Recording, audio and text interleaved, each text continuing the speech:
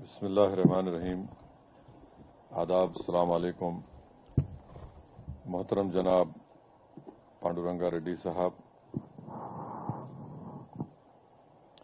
معروف مورخ جناب ضیاء الدین نیّر صاحب، صدر کل ہند مجلس تعمیر ملت جناب وویک صاحب، جناب رحمان صاحب، ہمارے بڑے بھائی جناب چنا ریڈی صاحب جو سابقہ رکن اسمبلی بھی ہیں اور vice chairman state planning board Telangana ہیں، معزز حاضرین اکرام، آج کے اس فنکشن کا عنوان جناب پانڈورنگا ریڈی صاحب نے unsung unwept heroes of Telangana کے نام سے دیا ہے. مجھے سب سے پہلے اس بات کی بڑی تکلیف ہے کہ MHRD میں اس طرح کا فنکشن کرنے کی اجازت نہیں دی گئی. یہ عجیب ہے، سمجھ میں نہیں آیا کہ MHRD کو ایسی کیا بات نظر آئی کہ اس طرح کا فنکشن ہم نہیں کر سکتے. اور عجیب معاملہ ہے، فنکشن MHRD میں نہیں کر سکتے، 15 اگست کو گوشت کی دکان کھلا نہیں رکھ سکتے. تو یہ بڑا عجیب و غریب بات ہے. یہ ہاں، تو ظاہر ہے، تو now we really have to weep on what is happening. But anyway, اس میں پانڈورنگا ریڈی صاحب میرے سے ملنے آئے تھے. ہمارے بزرگ ہیں، میں ان کی بڑی قدر اور عزت کرتا ہوں اور برسوں سے ان کو جانتا ہوں، اور وہ سچائی کو بے خوف ہو کر بیان کرتے ہیں اور پورے فیکٹس کے ساتھ. تو مجھے جب آ کر ملاقات کی، ان کے ایک دوست نہیں آئے، ریٹائرڈ، آج نہیں دکھ رہے صاحب، آپ کے ساتھی کرشنا صاحب. تو میں بولا بالکل آؤں گا اس میں، اور بحیثیت اس سرزمین حیدرآباد کے ایک سپوت کے ہم تمام کی ذمہ داری ہے کہ ہم اپنے ان تمام ہیروز کو یاد رکھیں جنہوں نے اس ملک کی آزادی میں ایک بہت بڑا اہم رول ادا کیا. اور چنا ریڈی صاحب نے جو بات کہی ہے، میں بلکہ آپ اور ہم مل کے جا کے CM سے ملیں گے. 5 کروڑ کوئی بڑی بات نہیں ہے حکومت کے لیے، اور وہ پہلے 1 کروڑ دے دے، کام شروع کر دیں گے، اور انشاءاللہ 6-8 مہینے میں وہ کام مکمل ہو جائے گا. یہ بہت ضروری ہے کہ ہم اپنی ہسٹری کو بیان کریں، اور جس میں ابھی ذکر ہوا مولوی علاؤدین صاحب رحمۃ اللہ علیہ کا، عابد حسن صفرانی صاحب کا، محترمہ طیب جی صاحبہ کا، یوسف مہر علی صاحب کا. تو میرے عزیز دوستوں اور بزرگوں، میرا ماننا یہ ہے کہ جنگ پلاسی 1757 میں شروع ہوئی، پہلی جنگ آزادی 1857 میں، پھر نان کوآپریشن موومنٹ 1920 میں، پھر 42 میں کوئٹ انڈیا موومنٹ شروع ہوا، اور پھر 47 میں تو فائنل. اور ہر جگہ پہ آپ دیکھیں گے کہ اس میں مسلمان، ہندو، عیسائی سب لوگ آگے تھے اس ملک کو آزاد کرانے کے لیے.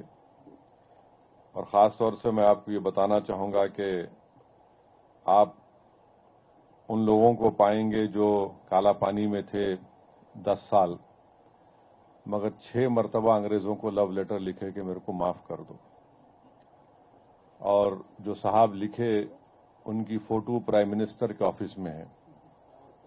تو ہم وزیر اعظم سے ریکویسٹ کریں گے کہ آپ ضرور رکھیے ان کی فوٹو، مگر ہم ان سے بھی یہ گزارش کریں گے کہ مولوی علاؤدین جو 30 سال کالا پانی کی جیل میں تھے، 30 ایئرس، معمولی بات نہیں ہے، 30 سال تھے، آپ ان کی بھی فوٹو لگا کے رکھیے. تو یہ انصاف کا تقاضا بھی ہے، اور اس سے بہترین میسج جائے گا اگر پرائم منسٹر اپنے آفس میں مولوی علاؤدین کی فوٹو کو رکھیں گے. میں آپ کو اس مولوی علاؤدین کے ٹاپک پہ آنے سے پہلے میں آپ کو بتانا چاہوں گا کہ گورنمنٹ آف انڈیا کی خود ایک ڈکشنری آف مارٹیئرز ہے، جس میں انہوں نے لکھا کہ نظام کی حکومت میں کون لوگ تھے جو انگریزوں کے خلاف اپنی جانوں کو دیے. اس میں ایک حیات صاحب یہ کوپل ڈسٹرکٹ اس وقت نظام کی ریاست میں آتا تھا. یہ تو 1857 کی جنگ آزادی میں ان کو انگریزوں نے پکڑا, کورٹ مارشل ہوا اور توپ کے سام میں ان کو رکھ کر اڑا دیا گیا تھا. کوپل اس وقت ریاست حیدرآباد کا حصہ تھا. جہانگیر خان روہیلا پٹھان ہیں اور پیگا کے خاندان سے تعلق رکھنے والے ہیں. سن 57 کی جنگ آزادی میں حصہ لیا. برٹش ریزیڈنٹ کرنل ڈیوڈسن کو 15 مارچ 1859 کو مارنے کی کوشش کی. دیوان سالار جنگ کے جو سپاہی تھے ان کو آن دا اسپاٹ ان کو گولی مار کر ان کو ختم کر دیے. میاں صاحب خرد جو نارائن کھیڑ میدک ڈسٹرکٹ کے ہیں وہ روہیلا کے ذمہ دار تھے. انگریزوں کے خلاف سن 57 میں حصہ لیا اور وہ رام جی گونڈ کے ساتھ تھے, عادل آباد کے رام جی گونڈ کے ساتھ تھے اور ان کو مار دیا گیا اپریل 9, 1860 کو, جب وہ گونڈ کے ساتھ مل کر انگریزوں سے لڑ رہے تھے. ایک پنچتن تھے حیدرآباد کے, انگریزوں کی برٹش آرمی میں وہ تھے. بعد میں وہ انڈین نیشنل آرمی ملایا میں اس کو جوائن کیے. پھر برما کو نیتاجی سبھاش چندر بوس کے ساتھ گئے اور 1944 میں میانمار میں انہوں نے انگریزوں کے خلاف لڑ کر اپنی جان دے دی. تو پنچتن صاحب کا بھی تعلق حیدرآباد سے. پھر آپ آ جائیے شیخ علی عرب, یہ بسمت تعلق جو پربھنی میں آتا, وہاں پر انہوں نے انگریزوں کے خلاف جنگ میں حصہ لیا. اکتوبر 1859 میں ان کو گرفتار کیا گیا اور ان کی پھانسی کی سزا دی گئی تھی. یہ ان لوگوں کا نام کوئی لیتا نہیں ہے اور بار بار ہم کو یہ بتایا جاتا کہ بس ایک مخصوص لوگ تھے جنہوں نے اس ملک کو آزاد کیا. تو ہسٹری کو سلیکٹو طریقے سے نہیں پڑھایا جا سکتا ہے. اور یہ میں جو کچھ کوٹ کر رہا ہوں یہ تو dictionary of martyrs government of India کی کتاب سے ہے. پھر آپ مولانا علاؤالدین رحمت اللہ علیہ پہ آ جائیے. چنا ریڈی صاحب نے بڑا ڈیٹیل میں کہا. چیدہ خان جو اورنگ آباد سے یہاں لایا گیا تھا ان کو, اور ان کو چھڑانے کے لیے جب افضل الدولہ ففتھ نظام تھے اس وقت مولوی علاؤالدین نے, مکہ مسجد کے امام تھے, ایک زبردست خطبہ دیا انہوں نے اور ہزاروں کی تعداد میں لوگوں کو لے کر برٹش ریزیڈنسی گئے چیدہ خان کو چھڑانے کے لیے, اور ان کے ساتھ ترے باز خاں بھی تھے. اب میں یہ پہلے بولنا چاہوں گا کہ یہ کہاں سے میں انفارمیشن لایا ہوں. یہ اسٹیٹ آرکائیوز میں اویلیبل ہے. یہ جو کچھ میں کہہ رہا ہوں یہ اسٹیٹ آرکائیوز میں اویلیبل ہے اور اس میں یہ بتایا گیا کہ اسٹیٹ آرکائیوز سے بتا رہا ہوں کہ ایک تو ایک کتاب ہے فریڈم اسٹرگل ان حیدرآباد والیوم 2 ہو از ہو ان فریڈم اسٹرگل آندھرا پردیش. پھر ایک volume 1 published by Hyderabad state committee and the نظام برٹش ریلیشنز. اس میں نوٹڈ ہسٹورین سروجنی ریگانی نے یہ لکھا مگر اس میں ان کی موت کی تاریخ ذرا الگ ہے. جو Andhra Pradesh state archives research institute میں ڈاکیومنٹ ہے وہ آپ اگر پڑھیں گے تو ہم کو ابھی بھی وہ پڑھنے سے رونگٹے کھڑے ہو جاتے, جس میں اس رپورٹ میں لکھا کہ مولوی علاؤالدین کو جب گرفتار کیا گیا تو اس وقت قانون یہ تھا کہ 20 سال اگر کوئی کالا پانی میں گزارتا تو اس کو چھوڑ دیتے تھے, 20 ایئرس. مگر مولوی علاؤالدین کو نہیں چھوڑا گیا. کیوں نہیں چھوڑا گیا؟ کیونکہ یہاں پر خط لکھ کر انگریز بھجاتے تھے اور سالار جنگ 1 مدار المہام پرائم منسٹر کا عہدہ تھا. انہوں نے اس کو ریجیکٹ کیا, بولے کہ نہیں ہم اس کو قبول نہیں کریں گے. پھر ایک Mackenzie secretary of home department تھے, وہ مولوی علاؤالدین سے کالا پانی میں ان کی ملاقات ہوئی تو وہاں پر ان کو بتایا گیا کہ یہ شخص اتنے سالوں سے یہاں پر ہے. تو مسٹر میکنزی نے لیٹر لکھا, گورنر جنرل سے ریکمنڈیشن ریاست حیدرآباد کو آیا کہ ان کو پرمیشن دیا جائے. لائق علی خان سالار جنگ دوسرے تھے پرائم منسٹر, وہ بولے کہ میں اس کو قبول نہیں کرتا. اب اسی آرکائیوز کے ریکارڈ میں آپ کو معلوم ہوتا ہے کہ مولوی علاؤالدین کو کرونک رومیٹزم ہو گیا، ڈبل انجنل ہرنیا ہو گیا، ان کی آنکھ کی بینائی کمزور ہو گئی، اور جب وہ برٹش ریزیڈنسی پر حملہ کیے تو ان کے سیدھے ہاتھ میں گولی لگی تھی، اس سے تو ان کا ہاتھ بالکل ہی پیرالائز ہو چکا تھا، اور ایک زخم کا نشان مولوی علاؤالدین کے شولڈر کے اوپر تھا، اور جتنے ڈاکٹر کالا پانی میں تھے وہ سب کہہ رہے تھے کہ ان کو چھوڑنا چاہیے تاکہ زندگی کے جتنے ان کے لمحے ہیں باقی ہیں وہ آرام سے گزار لیں، مگر یہاں پر نظام کی حکومت نے ان کو قبول نہیں کیا۔ تو ریکارڈ میں لکھا گیا کہ مولوی علاؤالدین کالا پانی میں وہاں پر وہ آٹے کی گرنی چلاتے تھے، اس کے آٹا پیستے تھے، اور پھر وہاں پر وہ انگریز آفیسروں کو فارسی اور اردو سکھاتے تھے، اور یہ مولوی علاؤالدین کا یہ کہ 67 ایئرز میں شاید ان کا انتقال ہوا، یہ آرکائیو سے یہ ڈاکومنٹ میرے کو دستیاب ہوا۔ اب آپ طر باز خان کے بارے میں آپ جانتے ہیں، ابھی چنا ریڈی صاحب نے کہا کہ ان کو گرفتار کیا گیا، ان کی لاش کو لا کر لٹکایا گیا، اور ابھی بھی ہم حیدرآباد میں بولتے تم بڑے ترم خاں ہیں کیا؟ وہ ترم خاں طر باز خان سے آتا ہے، اور یہ ہمارے بہادر لوگ ہیں، اور جو بیگم بازار میں اب جو موجودہ وومنس کالج میں وہاں پر انہوں نے حملہ کیا تھا۔ پھر ایک جان محمد صاحب ہیں، یہ سب میں جان محمد صاحب ہیں، روہیلا کے تھے، طرباز خاں کے ساتھ تھے، ان کو بھی گرفتار کیا گیا، پھر ان کی موت ہوئی۔ ایک سید احمد صاحب ہے جو مولوی علاؤالدین کے ساتھ تھے، ان پر بھی حملہ ہوا، اور پھر ان کی 17 جولائی کے دن سن 57 میں ان کی جان چلے گئی۔ سوریا طیب جی کے بارے میں بہترین طریقے سے کیپٹن پانڈو رنگا ریڈی صاحب نے کہہ دیا، میں زیادہ نہیں کہنا چاہوں گا۔ عابد حسن صفرانی صاحب کے بارے میں یہ یعنی اس شخص کے بارے میں تو بڑا افسوس ہوتا ہے کہ یعنی کوئی حکومت اس کا نام بھی نہیں لیتی،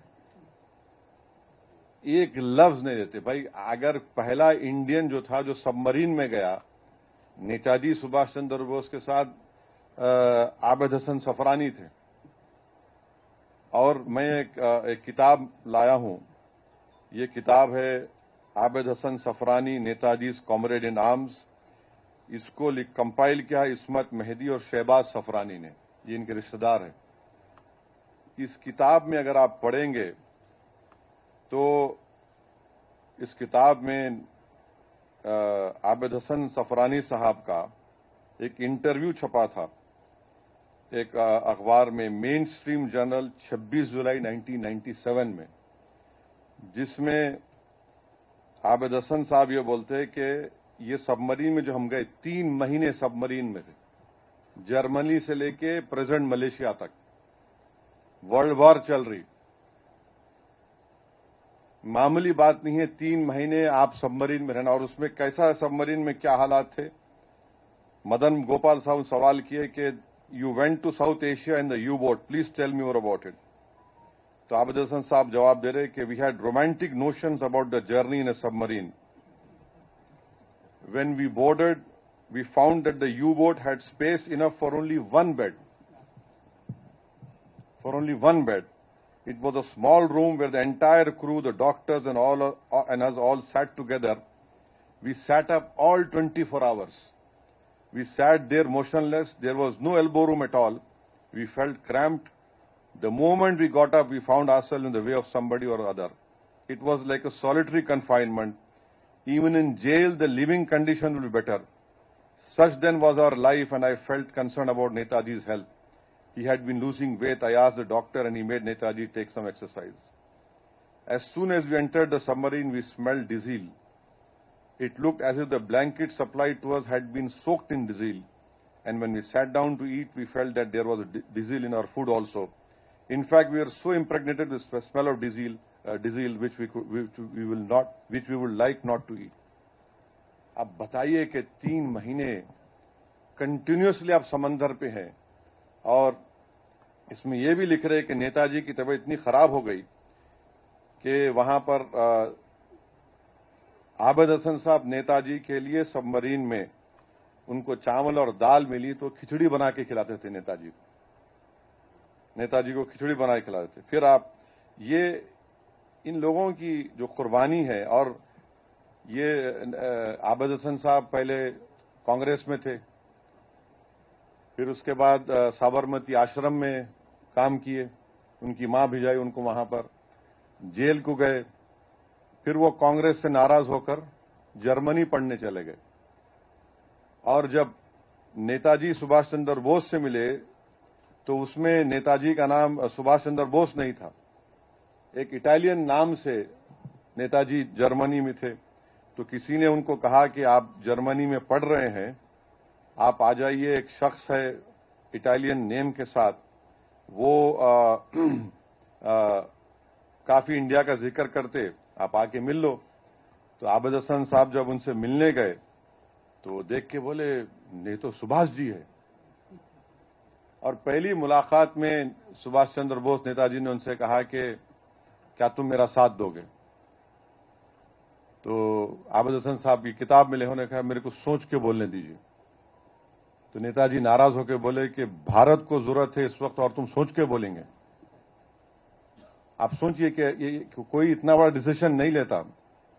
मैं भी पढ़ने गया था, 4 साल 5 साल इंग्लैंड में था। अगर मैं सोच रहा था अगर मेरे कोई बोले तो मैं तो बोला भाई जरा टाइम लगेगा, मगर आबिद हसन साहब इमीडिएटली बोले मैं आपके साथ हूं।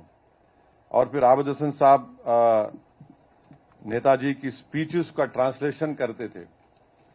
तो एक इंटरेस्टिंग, सिंगापुर में तकरीर कर रहे थे नेताजी, तो नेताजी ने उनके स्पीच को हिंदुस्तानी जबान में ट्रांसलेट करते थे। एक बार नेताजी उन पर नाराज हो गए कि तुम प्रॉपर ट्रांसलेट नहीं किए उस वर्ड का।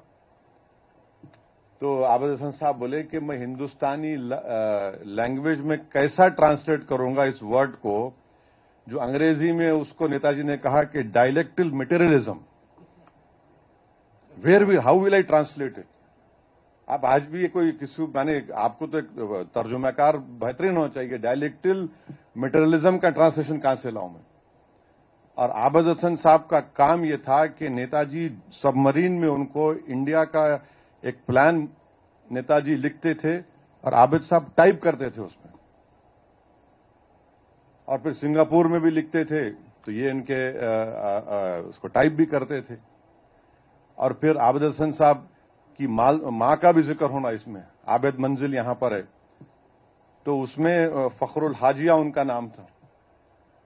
तो जब गांधी ने कहा कि अंग्रेजों के कपड़े पहनना छोड़ दो, तो हैदराबाद में पहला घर था जिसने पूरे सब लोगों से उनकी फखरुल हाजिया, उनकी मां ने कहा कि जितने अंग्रेजों के बने हुए कपड़े पूरे लेकर आओ। और कपड़े लाकर, जो अंग्रेजी में बोलते हैं ना बॉन फायर, वो कपड़े जमा करके एक अंग्रेज की बनी हुई लकड़ी, उसके ऊपर अंग्रेज की टोपी लगाकर जलाया गया था उसको। तो उसकी आग ब्रिटिश रेसिडेंसी में दिखाई दी थी, फखरुल हाजिया ने किया ये। तो ब्रिटिश रेसिडेंसी का वो जो था उन्हें काफी तनकीद किया कि क्या कर रहे, तुमने कैसा किया ये। तो फखरुल हाजिया बोलते कि 6 भाई 4 बहन थे लोग, इनका नाम जैनुल आबिदीन था। वो आबिद हसन पढ़ते पढ़ते फिर सफरानी क्यों पढ़ा, हम तमाम ने सुना। तो इस शख्स ने बहुत कुर्बानी दी। और फिर ये लोग सिंगापुर से इंपाल जा रहे थे, आप सोचो, इन्हें सॉरी रंगून से। इम्पॉसिबल है ये काम, सिर्फ एक जज्बा था। क्या जज्बा था? इस मुल्क से मोहब्बत, इस सरजमीन से मोहब्बत, इस मुल्क को आजाद कराना अंग्रेजों की गुलामी से। और कोई ये नहीं बोलता कि इसमें तमाम हिंदू मुसलमान सब साथ थे नेताजी के। सिंगापुर में नेताजी की स्पीच, यादगार स्पीच। फिर वहां पे एक वाकया ऐसा हुआ कि एक शख्स नेताजी सुभाष चंद्र बोस से मिलने आया और कहा कि ये आपको मैं पैसे दे रहा हूं। एक औरत आके बोली कि आप लीजिए, इस्तेमाल करिए। तो नेताजी ने कहा कि इससे बढ़कर कीमती चीज तुम्हारे पास है, मेरे को दो। तो उसने कहा क्या दूं? तुम्हारा बेटा है, दे दो मेरे को। उस औरत ने कहा ले लो इस बेटे को। फिर नेताजी सुभाष चंद्र के पास एक ज़ईफ मियाँ बीवी आए, आकर कहा कि मेरे 10 भैंसें हैं, ले लो आप, 2 बेटे हैं, एक बेटा है, ले लो आप, ये मेरा बैंक का चेक बुक है, इसमें $500 43, 44 के बाद, ये भी रख लो आप। मजाक नहीं है, हमको ऐसी आजादी नहीं मिली। और आज जो लोग हुकूमत कर रहे हैं ये सबसे बड़े दगाबाज हैं, कोई ताल्लुक नहीं है इनका, सबसे बड़े झूठ बोलने वाले हैं। फिर वहां से रंगून से इंपाल को आना, माने अगर आप वो दास्तान पढ़ेंगे, माने कोई बीमार पड़ जा रहा, किसी को डिसेंट्रिया हो जा रहा, किसी को टीबी हो जा रहा। हिरोशिमा नागासाकी पे अमेरिका ने एटम बम डाल दिया, जंग खत्म हो गई। इनको बोल रहे भाई तुम विड्रॉ, बोले नहीं जाएंगे, हम जाएंगे। तो ये इन लोगों की जो कुर्बानी थी उसकी वजह से आज। अच्छा, फिर एक इंटरेस्टिंग इसमें वाकया है कि नेताजी का जो आखिरी प्लेन का सफर है,